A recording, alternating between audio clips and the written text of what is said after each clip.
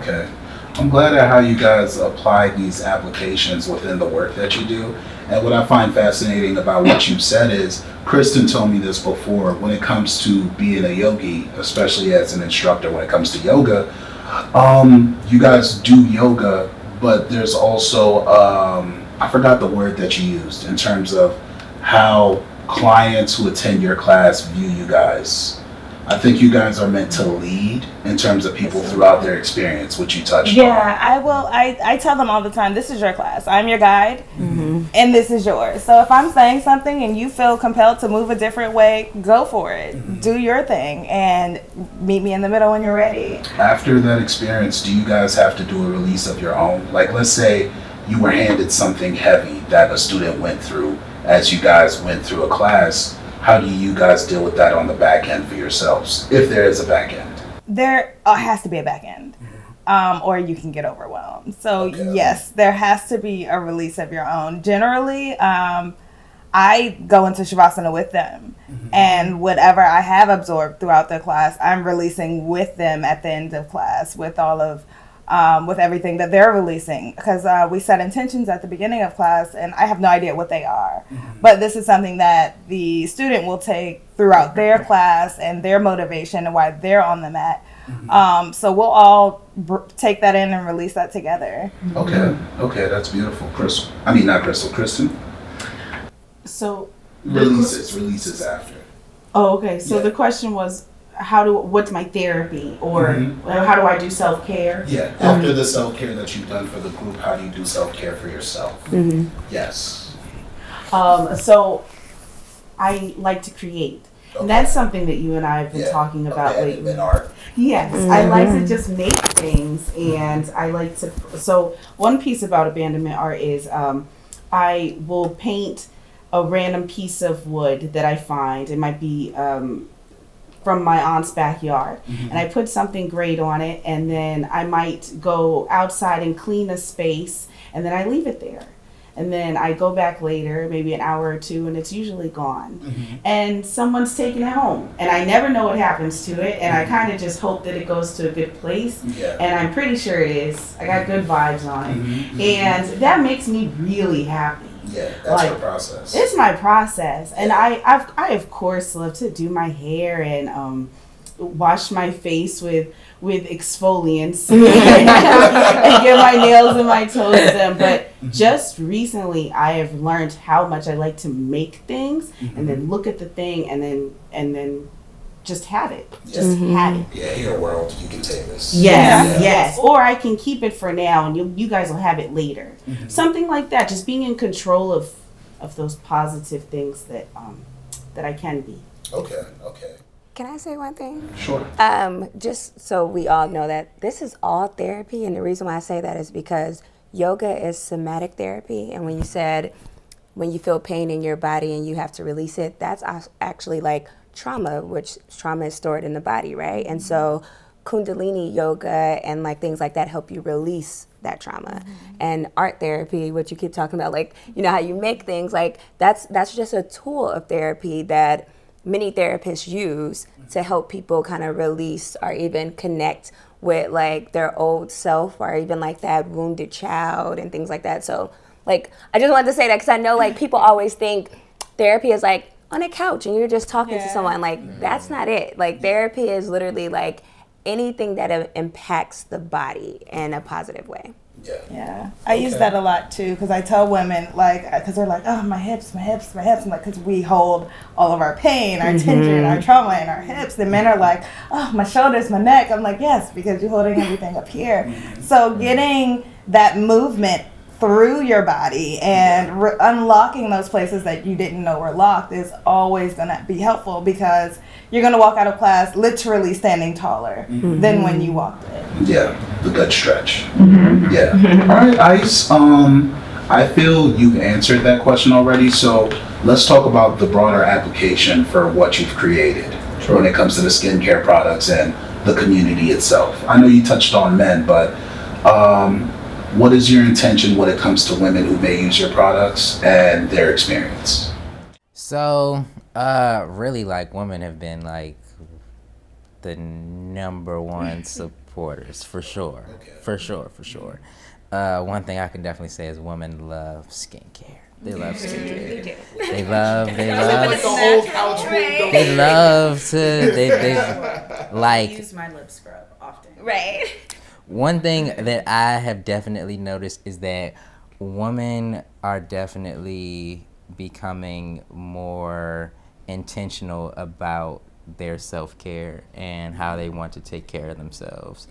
And honestly, I think that they are really far past most men when it comes to really sitting back and understanding your wants and the needs for. Can you give us an example? Yeah, even sometimes when I'm with my girlfriend, I feel like when my phone rings, I have to answer it. But she'll just sit there and she'll just watch the phone ring if she doesn't feel like having that conversation in the moment. And it doesn't necessarily even have to be that she's doing something. She just doesn't feel like having that conversation in the moment. So I can say that women have been number one supporters, definitely, and hopefully it stays that way. And my goal is definitely always to get more men involved, because that's what's really lacking majorly. You know what you should do as a challenge? What do you think? When you go in Target, there's I wouldn't call it a self-care, but it's a lot of makeup products, Burt's Bees in terms of chapstick. Yeah. Women are always in that section. It's a rectangular section. That is good lighting. That is good lighting. So I've noticed the setup. It's better lighting than the rest of the store. And they have a little mirror the products of the new themselves. Target. That is the Bermuda Triangle of Target. For women. They just go in there and then they just get lost. You have cosmetics everywhere. You should take one of your friends, You got shampoo, you got conditioners. Women love popping it open just to take a snuff. Good sample, let me put this back. I'm like, okay, I've never thought to do that before, but when I see them do it, I was like, maybe I should do it. No one's saying no, I might as well. I think that's a good idea. Take one of your guy friends there once a week just to hang out in the section. Yeah. I think that's a good idea. Because nice you just have to mask get over there. I've really noticed that some guys really just haven't been around stuff like that. They haven't experienced that in their life. They just know Dove soap or whatever they've been using. They don't Irish Springs. Spice. God bless anybody who's using Irish Springs on a daily basis. That's my travel soap.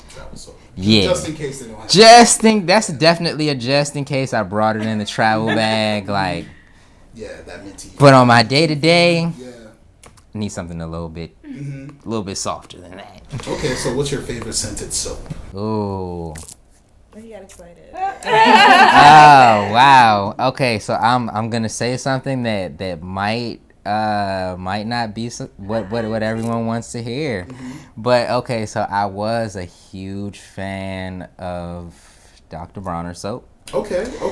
And I feel like they got a boost last year. That was a big topic on Twitter last year. It just became over time just too abrasive for my skin. Even when It's very strong. it's really strong. It smells good. Their products are amazing. They smell so good, but it's just so intense, and I have really sensitive skin. So now I've moved on to using Method. They have this rose, pink Himalayan salt, and what's the other one? Hydration. Yeah. I use that in my bag. Yeah. So and I think it has one more ingredient in it. I think it's peony or peony. Can you say it one more time? Say it louder for the people. It's in case they wanna Google okay. it. So actually, Anyway, peony. Peony. Oh, Okay. everybody, See, the whole see, couch, see. the whole couch. You see how I'm. We've heard of that one. Yes. So that I think has become my favorite right now. It smells really good. It's gentle. It lathers up really nice. It's just a great experience. And I think that is my favorite. Sometimes I'll use some bar soap, and I'll rub some bar soap around my hands too, just to lather around my face. Like my favorite is like charcoal soap, because that helps definitely like help your skin breathe a bit more. And I have like oily skin, so I have to like make sure that I'm very intentional about like detoxifying my skin, because like that oil can definitely get your skin clogged up like a lot really fast. Okay. So I don't know, did that about No, that was a great talk. Man. I just want to see what else. I know. I'm like, I want to kind of add something on yours. just the like the masculine, feminine. So I think because the men and women have been constructed or conditioned to think that men can only be masculine, women can only be feminine, when honestly we're all both.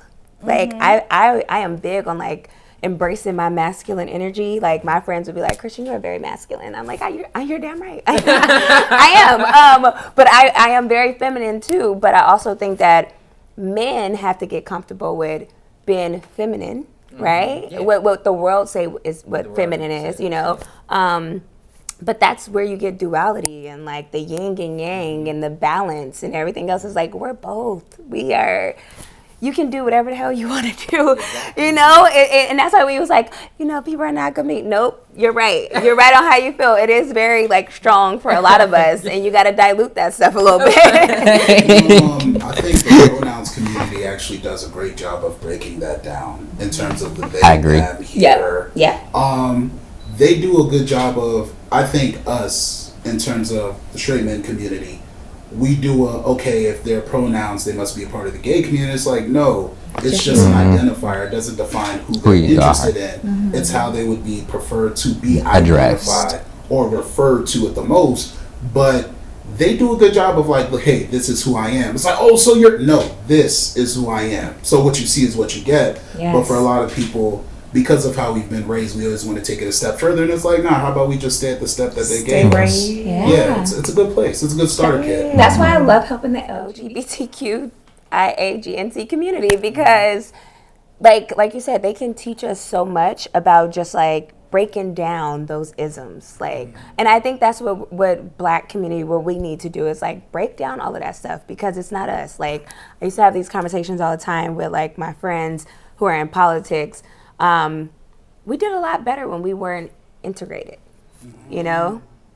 When we took care of our own, when the Oklahoma, the Tulsa, you know, Black Wall Street, like I think we did so much better when we didn't want to be like somebody else. And I think right now in a world of social media and everything else, like we don't even know our own identities. We want to be like everyone else so bad that it's like, no, take time for yourself and embrace you.